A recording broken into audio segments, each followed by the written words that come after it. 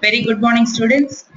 Today we are going to see the introduction to Eclipse using JUnit framework. We are going to write our first Selenium script in WebDriver. Just to recall, in the last session, we have gone through the introduction to Selenium IDE and Firebug, how to create Selenium IDE scripts and export IDE scripts to JUnit WebDriver script. And we saw what are the limitations of IDE.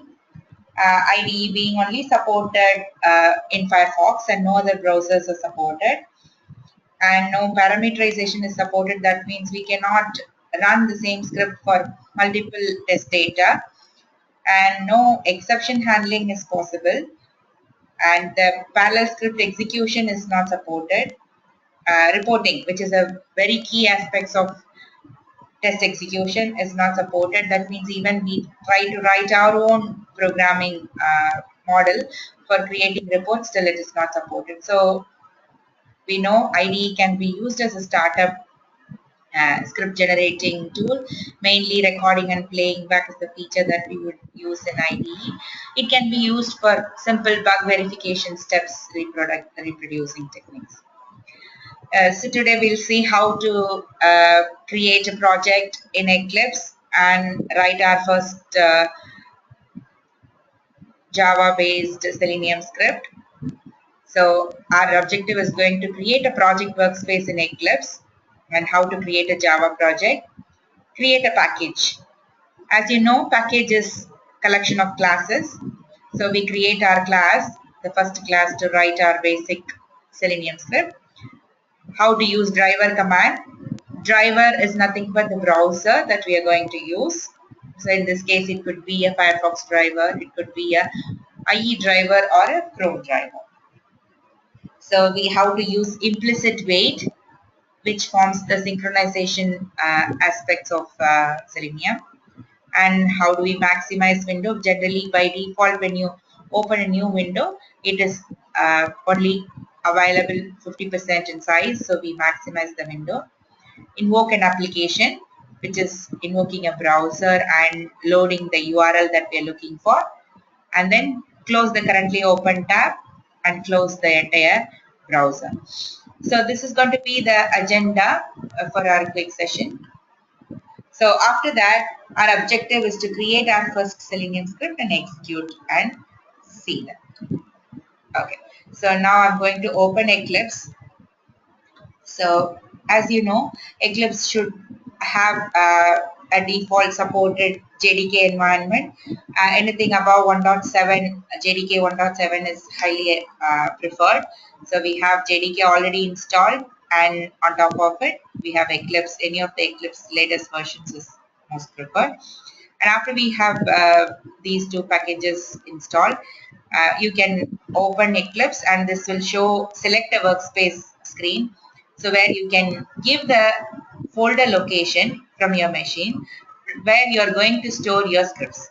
So this is just a location that you would refer to. From this folder structure, it will take the project workspace. So give OK.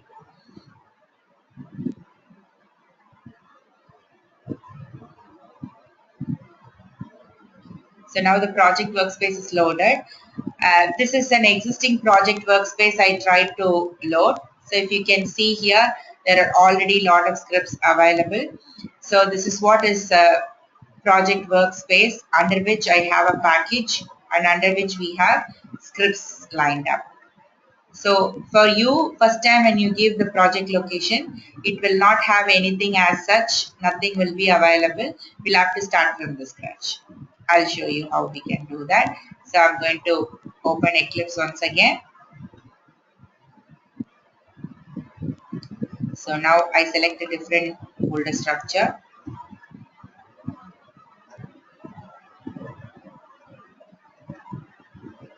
So I'm selecting D drive Selenium training.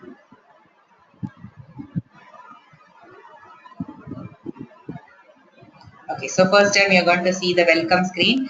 Directly go to the project package explorer, and now the first step is to go to new Java project. So please select Java project specifically because we can create other types of projects as well. But Java project is essential. Now give the project name. So it could be like your classroom exercises. You could have two projects or two packages inside the same project as classroom exercises. So you could have just one as class exercises, and inside that you could have two packages as one classroom exercises and other assignments. Right. So now we are going to use an existing environment which is either JRE, the specific version that we're looking for. So you can use a project specific JRE or use an existing execution environment which will have Java SE 1.7 or later version. So I'm going to use this project specific JRE option, which is JRE 1.8 and above. And this will create folders for sources and class files. As you know, sources are the Java files. Once we compile the Java file, we get class files which are found inside the binary folder, bin folder. So it is going to create two different folders for bin and class. So now this is how it is going to look, the project name, and under that we have a SRC folder where all the source files are going to be kept. So give finish. Now we have got a Java project created with a source file, source folder. And now this is where it includes all the jar files which is by default supported with the JDK environment, with the JRE. So now we will have our first script created. So inside this SRC folder, we'll create our package. So step 2 is to create package. So now create package, it is going to be created under this. So let me say classroom. So now this is going to contain all the scripts inside the classroom folder, which is a package. So now inside this, right click again, new class. So we are going to create a Java class. So I'll say my first Selenium script. Maybe it's too long. My first script. And whether it is going to contain a main method or no. Let's have this created with a main method so that this script runs on its own. And if you can see here, the modifiers, as we have already seen, public, default, private, and protected, which defines how the class attributes are accessible from various parts of the program and across packages or across inherited classes. So now we've got a first Java program available which has got a code snippet on its own. So let's just remove the piece of code which are by default coming in. So which is nothing but the package is classroom, which is what is referring here, and we have a class and there is a main method. Main method is where the execution starts. So now the first command that we would like to write is the driver command. So which is nothing but Firefox driver. In this case, I'm first trying to create a Firefox driver instance which will invoke a Firefox browser. So now this is showing me an error. So when I move mouse over, it says Firefox driver cannot be found. So far what we have done in Eclipse is only reference to the JRE environment. It has no idea about the Selenium jars. So we need to include the Selenium jars in this JUnit framework so that we can access all the APIs of those packages. So how do we do that? We have to go to the project, right click on the project, go to build path, configure build path, include the external jars which are available for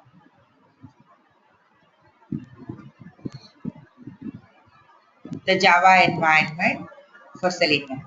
So now I go to, it depends on which machine support you have, and then get to lib folder and look for the exact jar files which are supported for Selenium server standalone, which is the WebDriver, and the Java supported package.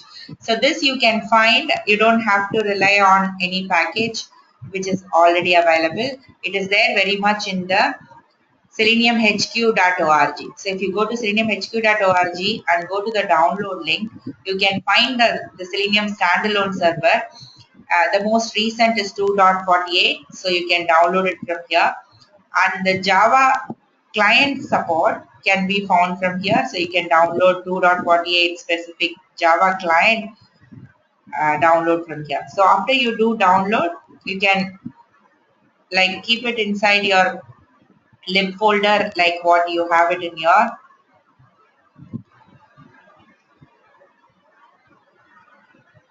So inside the Selenium training exercises project, you have SRC folder, bin folder. Like this, you could create a folder called lib and keep all your external jars, library files, so that wherever you take your project, it will have the support of all the jar files. They will not show any environment related issues. So I can copy all the lib files from the default location and move it here.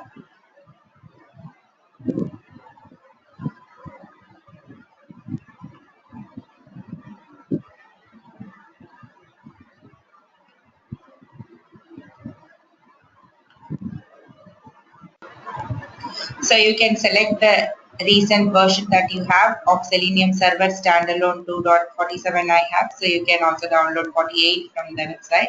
Selenium Java 2.47. So this is the WebDriver jar and this is the Java client jar. So these two are going to be used inside. So now I copy this and keep it inside our project workspace so that we can directly use them from our project lib. So inside exercises, there is a lib folder, copy and keep it here. Now we go to Eclipse and try to access our project workspace and the lib folder, and now these two files are available, so you can include these two. Now once these two have been added and say OK, so you can find these two jar files added now. So still the errors are shown. That means we don't have the reference still added to the coding. So when we mouse over this particular line, we will get the reference help that will tell us to import these API related packages. So import Firefox driver. Import is a statement that we use in Java to import the packages. So now uh, this error is gone. This is just a warning. We can ignore that. So we can continue our scripting. So we have created a driver instance. And now when we say driver dot, we can use certain methods, which is manage, driver dot manage. So this will help us to manage the browser options, manage dot timeout. So this will now set the timeouts for the entire browser session to be implicitly waiting for 30 seconds. That means it will wait for 30 seconds for any page or element to load until it loads. If it doesn't load for that period of time, it will throw a timeout exception. So time unit is one of the attributes for which we have to pass.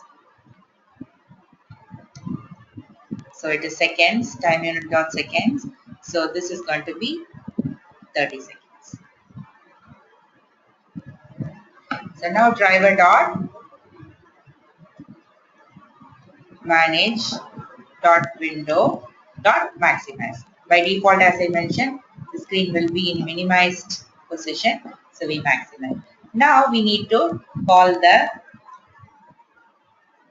URL that we are looking for. For simplicity, I'm just keeping it google.com. So give the exact URL inside the .get method. We have few other methods to call the URL, which is like we have the navigate method. Driver.navigate also takes us to the exact URL, and then driver.find element. We'll see in detail how we are going to use the different aspects of identifying elements by different locators. So for now, I'll just keep it simple. So this is our first script. So just save the script. Either you can go to File, Save, do the save, or Control yes. In Eclipse, all the scripts are compiled just by saving them. You don't have to compile specifically. You can run the script by going to Run and Run. So this will now execute in a default browser, which is Firefox driver that we are invoking. So now I have just run the script. So this is invoked a new window for Firefox browser, and it is maximized the window. Now it is loading the URL. So if you can see down here, it is showing connecting to google.co.in, and it is loading. We haven't closed the browser, so the browser is going to be kept open. So we can continue our script by say driver dot close. So dot close will only close the tab that is open. Dot quit will close the entire window. Though it has multiple tabs, it will close the entire browser window. So we will rerun this program.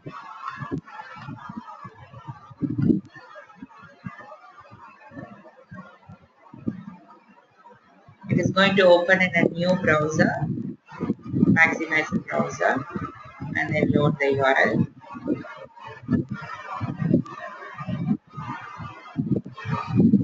So it will wait for 30 seconds for the page to load, then execute the next command. Okay, so the script is done. So this is our first script using the WebDriver commands. We included the project workspace, and then we created package and the new Java class. We included the jar files in the build path so that we could start using all the Selenium related commands in the Eclipse environment.